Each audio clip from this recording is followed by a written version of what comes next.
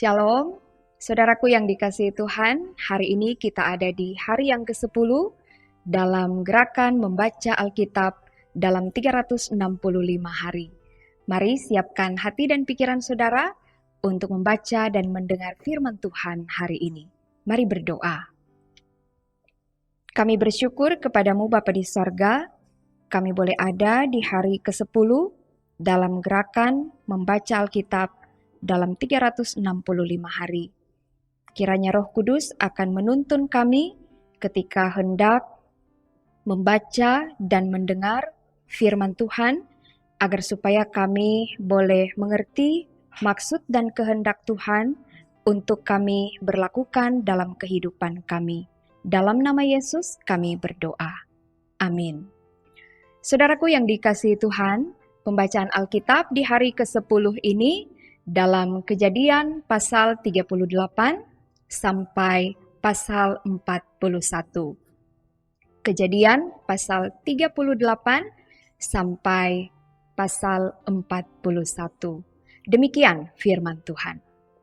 Pada waktu itu, Yehuda meninggalkan saudara-saudaranya dan menumpang pada seorang adulam yang namanya Hira. Di situ Yehuda melihat anak perempuan seorang Kanaan. Nama orang itu ialah Syua. Lalu Yehuda kawin dengan perempuan itu dan menghampirinya. Perempuan itu mengandung, lalu melahirkan seorang anak laki-laki dan menamai anak itu Er. Sesudah itu perempuan itu mengandung lagi, lalu melahirkan seorang anak laki-laki dan menamai anak itu Onan. Kemudian perempuan itu melahirkan seorang anak laki-laki sekali lagi, dan menamai anak itu Shela. Yehuda sedang berada di Kezib ketika anak itu dilahirkan. Sesudah itu, Yehuda mengambil bagi Er anak sulungnya seorang istri yang bernama Tamar. Tetapi Er, anak sulung Yehuda itu adalah jahat di mata Tuhan, maka Tuhan membunuh dia. Lalu berkatalah Yehuda kepada Onan, "Hampirilah istri kakakmu itu, kawinlah dengan dia sebagai ganti kakakmu, dan bangkitkanlah keturunan bagi kakakmu." Tetapi Onan tahu bahwa bukan ia yang empunya keturunannya nanti. Sebab itu, setiap kali ia menghampiri istri kakaknya itu, ia membiarkan maninya terbuang, supaya ia jangan memberi keturunan kepada kakaknya. Tetapi yang dilakukannya itu adalah jahat di mata Tuhan, maka Tuhan membunuh dia juga.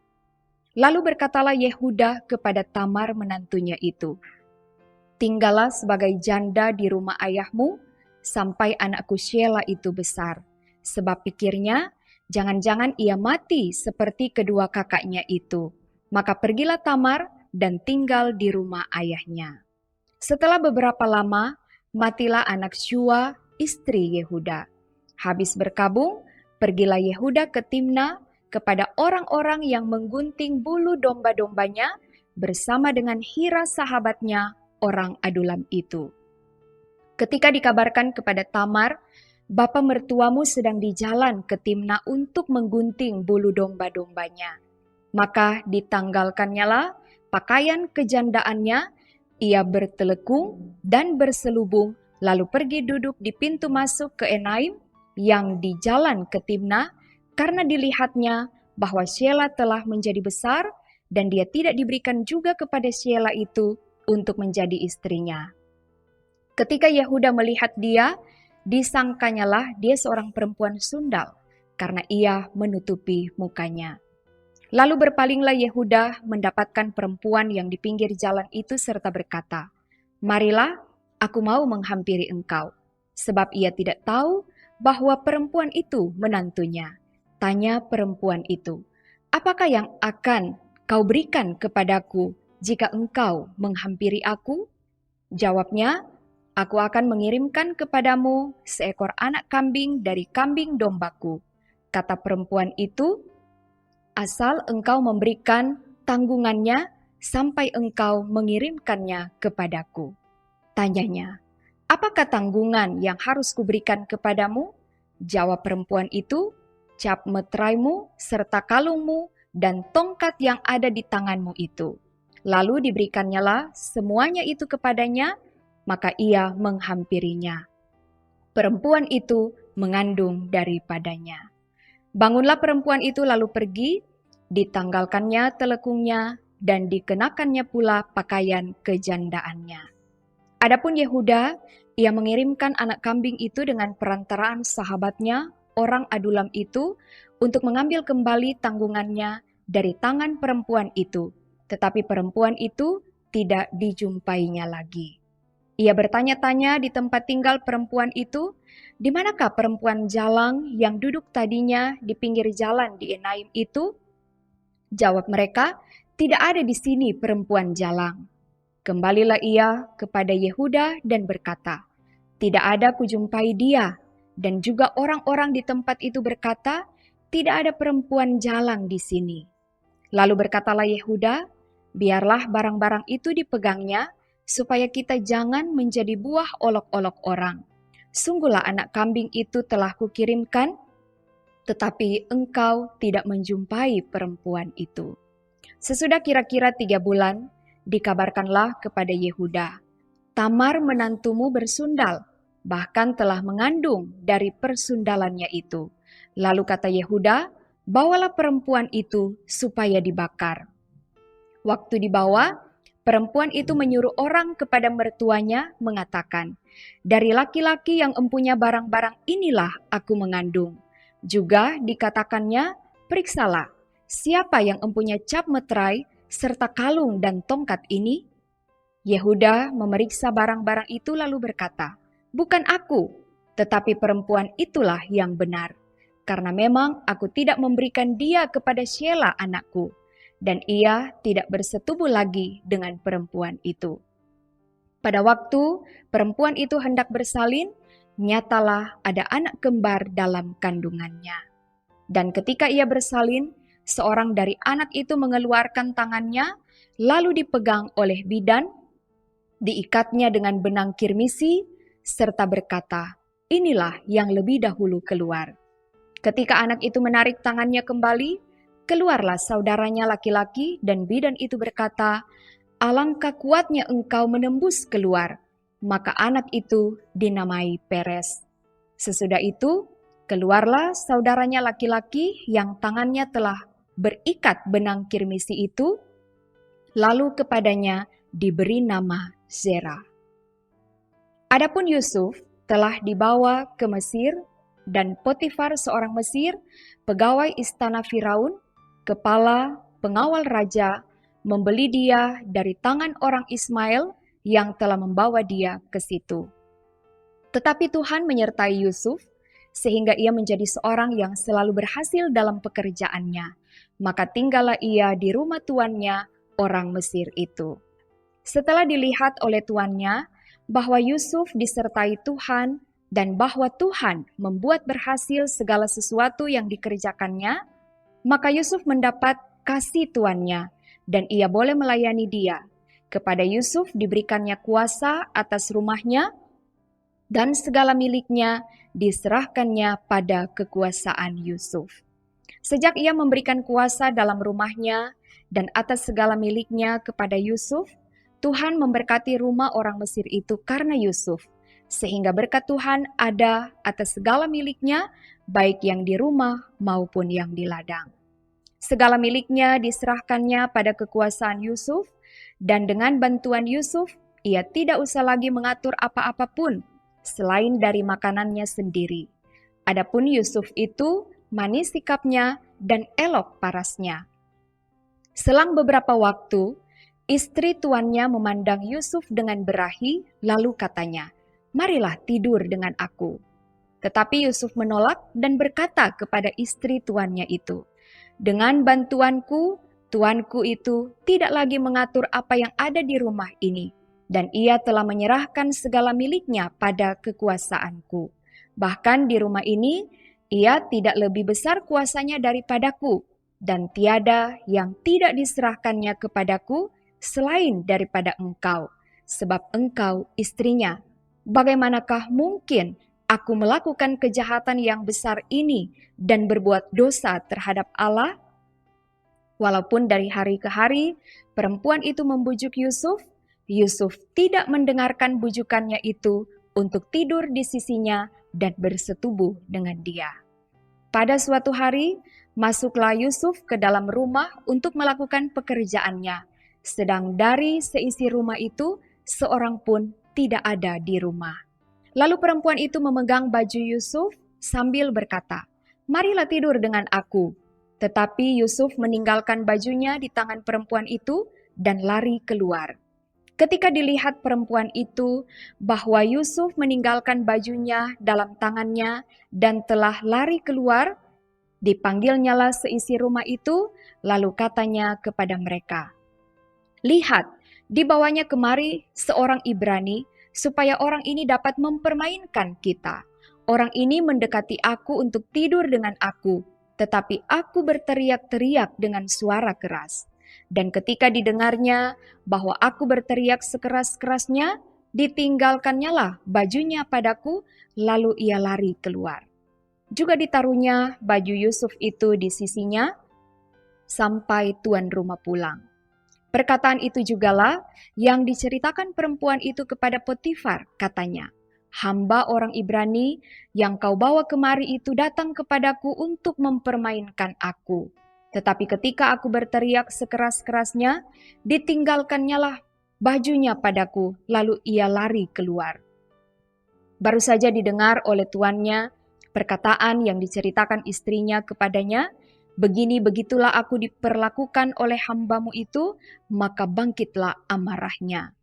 Lalu Yusuf ditangkap oleh tuannya dan dimasukkan ke dalam penjara, tempat tahanan raja dikurung. Demikianlah Yusuf dipenjarakan di sana. Tetapi Tuhan menyertai Yusuf dan melimpahkan kasih setianya kepadanya dan membuat Yusuf kesayangan bagi kepala penjara itu. Sebab itu kepala penjara mempercayakan semua tahanan dalam penjara itu kepada Yusuf, dan segala pekerjaan yang harus dilakukan di situ dialah yang mengurusnya. Dan kepala penjara tidak mencampuri segala yang dipercayakannya kepada Yusuf, karena Tuhan menyertai dia dan apa yang dikerjakannya dibuat Tuhan berhasil. Sesudah semuanya itu terjadilah, bahwa juru minuman Raja Mesir dan juru rotinya membuat kesalahan terhadap tuannya, Raja Mesir itu. Maka murkalah Firaun kepada kedua pegawai istananya, kepala juru minuman dan kepala juru roti itu.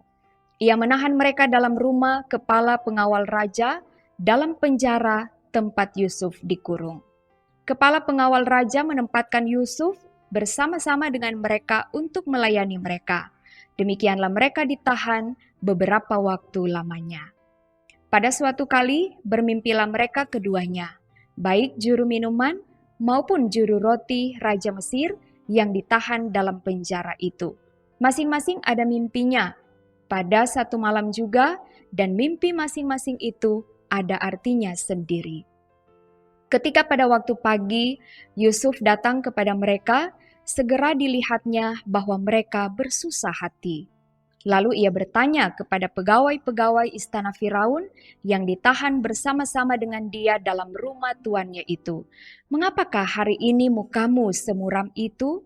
Jawab mereka kepadanya, "Kami bermimpi, tetapi tidak ada orang yang dapat mengartikannya." Lalu kata Yusuf kepada mereka, "Bukankah Allah yang menerangkan arti mimpi? Ceritakanlah kiranya mimpimu itu kepadaku." Kemudian juru minuman itu menceritakan mimpinya kepada Yusuf, katanya, "Dalam mimpiku itu tampak ada pohon anggur di depanku. Pohon anggur itu ada 3 carangnya, dan baru saja pohon itu bertunas, bunganya sudah keluar, dan tandan-tandannya penuh buah anggur yang ranum. Dan di tanganku ada piala Firaun.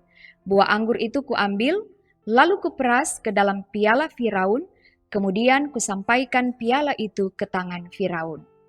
Kata Yusuf kepadanya, "Beginilah arti mimpi itu. Ketiga carang itu artinya 3 hari. Dalam 3 hari ini, Firaun akan meninggikan engkau dan mengembalikan engkau ke dalam pangkatmu yang dahulu, dan engkau akan menyampaikan piala ke tangan Firaun seperti dahulu kala ketika engkau jadi juru minumannya. Tetapi ingatlah kepadaku, apabila keadaanmu telah baik nanti, tunjukkanlah terima kasihmu kepadaku dengan menceritakan hal ihwalku kepada Firaun, dan tolonglah keluarkan aku dari rumah ini. Sebab aku diculik begitu saja dari negeri orang Ibrani, dan di sini pun aku tidak pernah melakukan apa-apa yang menyebabkan aku layak dimasukkan ke dalam liang tutupan ini.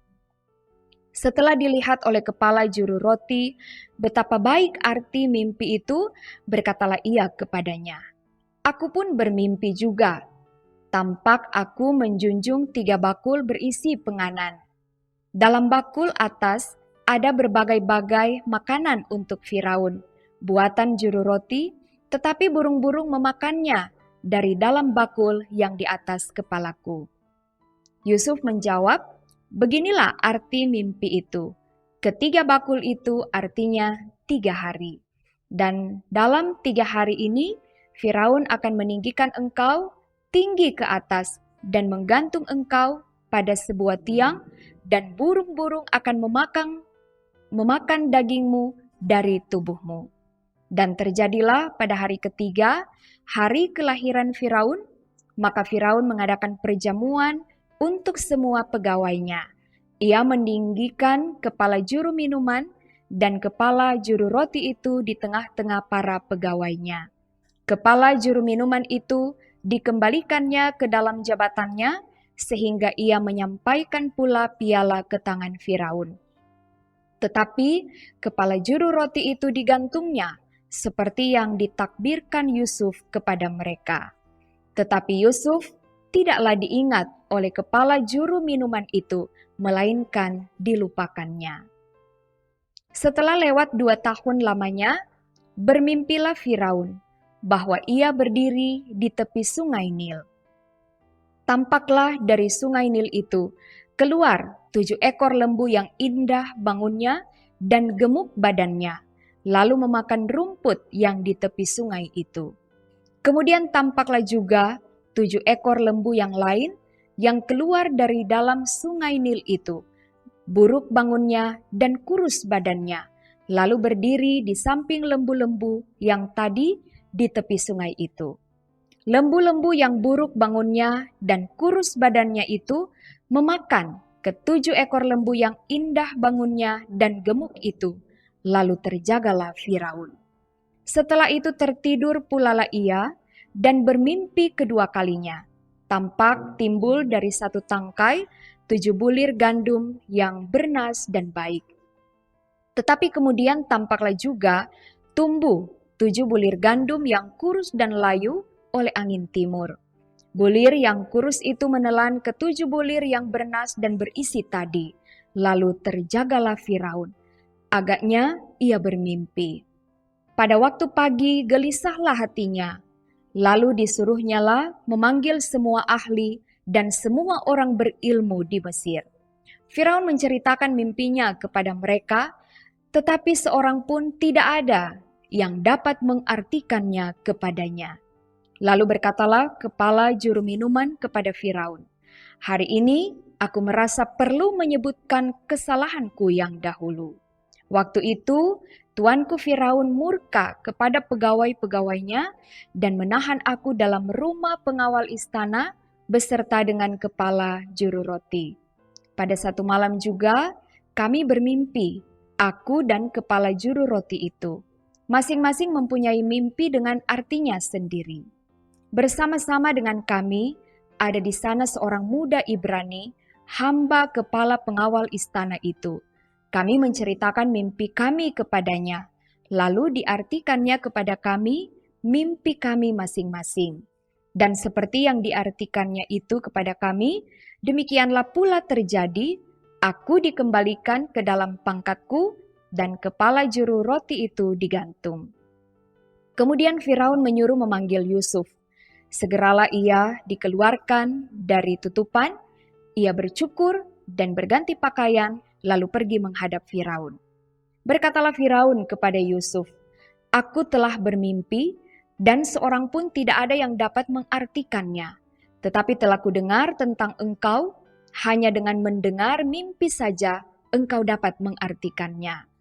Yusuf menyahut Firaun, "Bukan sekali-kali aku, melainkan Allah juga yang akan memberitakan kesejahteraan kepada tuanku Firaun." Lalu berkatalah Firaun kepada Yusuf, "Dalam mimpiku itu, aku berdiri di tepi sungai Nil. Lalu tampaklah dari sungai Nil itu keluar 7 ekor lembu yang gemuk badannya dan indah bentuknya, dan makan rumput yang di tepi sungai itu. Tetapi kemudian tampaklah juga keluar 7 ekor lembu yang lain, kulit pemalut tulang, sangat buruk bangunnya dan kurus badannya. Tidak pernah kulihat yang seburuk itu di seluruh tanah Mesir. Lembu yang kurus dan buruk itu memakan ke-7 ekor lembu gemuk yang mula-mula. Lembu-lembu itu masuk ke dalam perutnya, tetapi walaupun telah masuk ke dalam perutnya, tidaklah kelihatan sedikit pun tandanya. Bangunnya tetap sama buruknya seperti semula. Lalu terjagalah aku. Selanjutnya dalam mimpiku itu, kulihat timbul dari satu tangkai 7 bulir gandum yang berisi dan baik. Tetapi kemudian tampaklah juga tumbuh 7 bulir yang kering, kurus dan layu oleh angin timur. Bulir yang kurus itu memakan ke-7 bulir yang baik itu. Telah kuceritakan hal ini kepada semua ahli, tetapi seorang pun tidak ada yang dapat menerangkannya kepadaku. Lalu kata Yusuf kepada Firaun, "Kedua mimpi tuanku Firaun itu sama.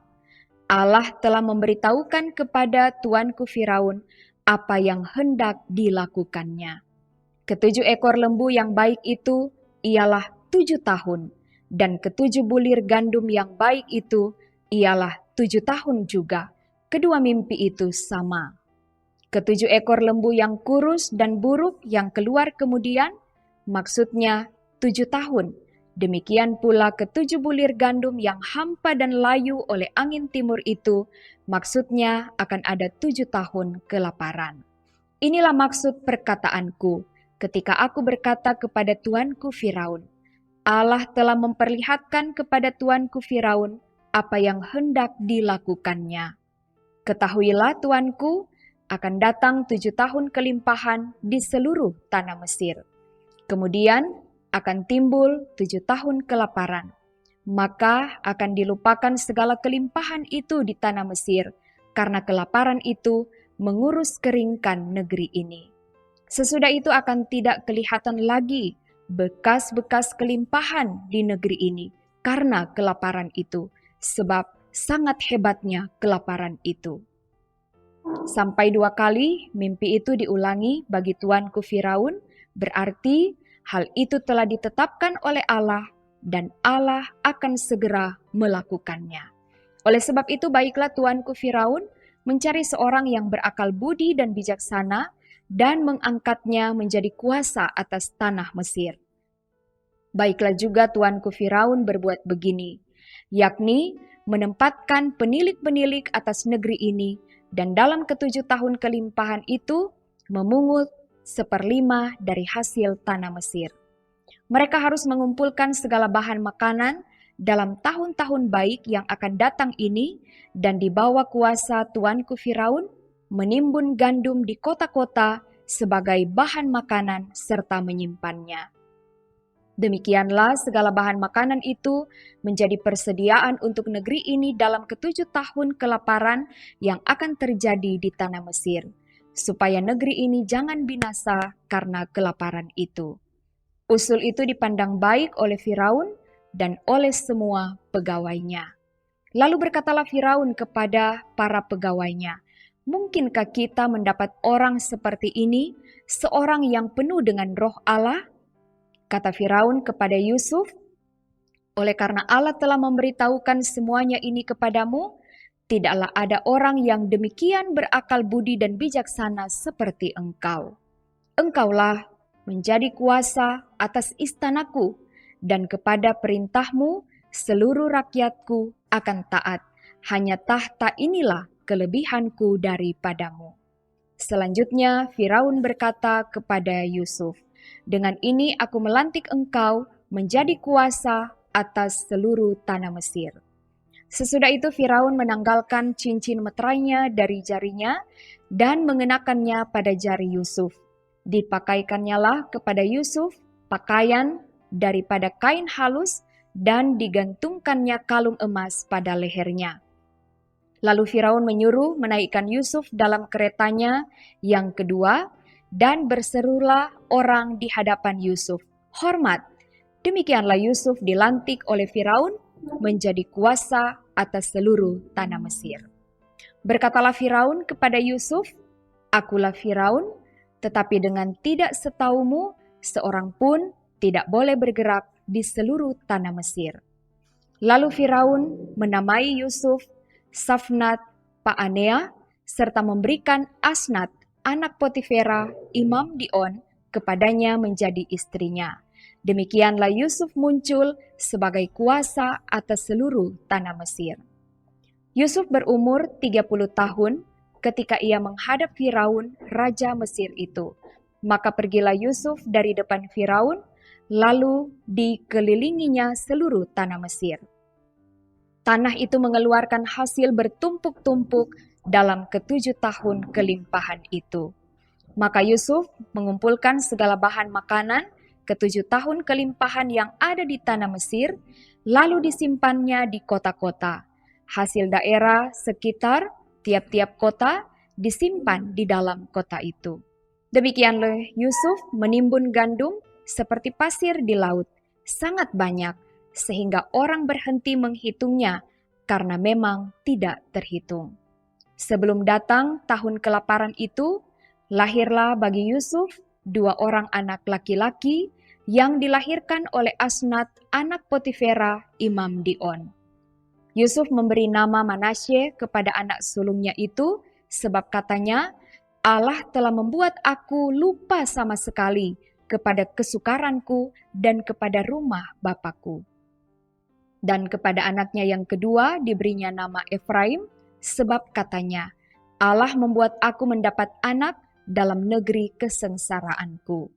Setelah lewat ke-7 tahun kelimpahan yang ada di tanah Mesir itu, mulailah datang 7 tahun kelaparan, seperti yang telah dikatakan Yusuf, dalam segala negeri ada kelaparan, tetapi di seluruh negeri Mesir ada roti. Ketika seluruh negeri Mesir menderita kelaparan dan rakyat berteriak meminta roti kepada Firaun, berkatalah Firaun kepada semua orang Mesir, "Pergilah kepada Yusuf, perbuatlah apa yang akan dikatakannya kepadamu." Kelaparan itu merajalela di seluruh bumi, maka Yusuf membuka segala lumbung dan menjual gandum kepada orang Mesir, sebab makin hebat kelaparan itu di tanah Mesir. Juga dari seluruh bumi datanglah orang ke Mesir untuk membeli gandum dari Yusuf, sebab hebat kelaparan itu di seluruh bumi. Demikianlah pembacaan Alkitab di hari yang ke-10 ini. Mari berdoa. Terima kasih ya Tuhan untuk waktu dan kesempatan yang indah di mana kami boleh membaca dan mendengarkan firman Tuhan. Biarlah semakin hari kami semakin dikuatkan, diteguhkan dalam iman, kami senantiasa dimampukan oleh Tuhan untuk mengerti maksud dan kehendak Tuhan dan dapat melakukannya dalam perjalanan hidup kami. Diberkati setiap orang yang mau memberi waktu untuk membaca Alkitab setiap hari. Biarlah limpahan berkat Tuhan tetap menjadi bagian hidup kami semua.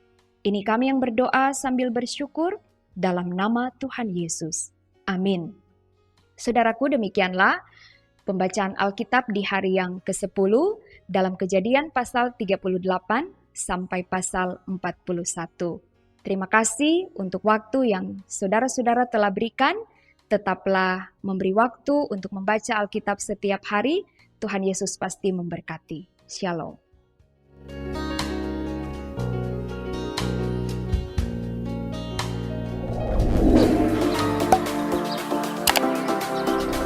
kasih.